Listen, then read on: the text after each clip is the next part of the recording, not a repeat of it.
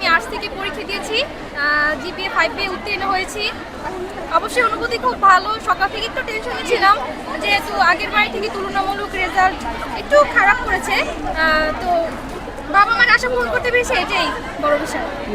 ঢাকা বিশ্ববিদ্যালয়ে পড়তে চাই, এইটা হচ্ছে আমার পরবর্তী প্ল্যান। আলহামদুলিল্লাহ, আমি মানবিক বিভাগ থেকে পরীক্ষা দিয়েছি এবং জিপিএ 5 পেয়ে উত্তীর্ণ হয়েছি এবং অসম্ভব খুশি, কারণ আমার আল্লাহর উপর অনেক বিশ্বাস ছিল যে আমি জানতাম যে আমার কষ্টের ফল আল্লাহ তাআলা ফিরিয়ে দেবে, এবং এতটুকু বিশ্বাস ছিল যে বাবা মা আমার জন্য যতটুকু করেছে আমি অন্তত নিজের বাবা মাকে ফিরিয়ে দিতে পারবো।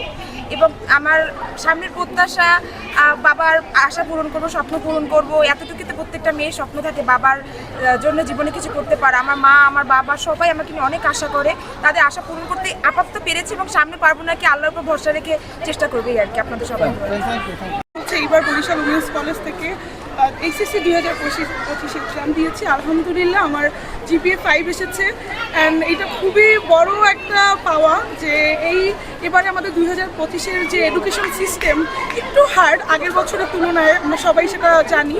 তো খুবই ভয়তে ছিলাম যে কী করব না করব, বাট আলহামদুলিল্লাহ আমাদের আব্বু আম্মুর দোয়ায়, আপনাদের সবার দোয়ায়, আমাদের টিচার্সদের দোয়ায় একটা খুবই ভালো রেজাল্ট করেছি, অ্যান্ড এটা আমাদের জন্য অনেক বড় পাওয়া। আপনারা দোয়া করবেন সামনে যেন আরও ভালো কিছু করতে।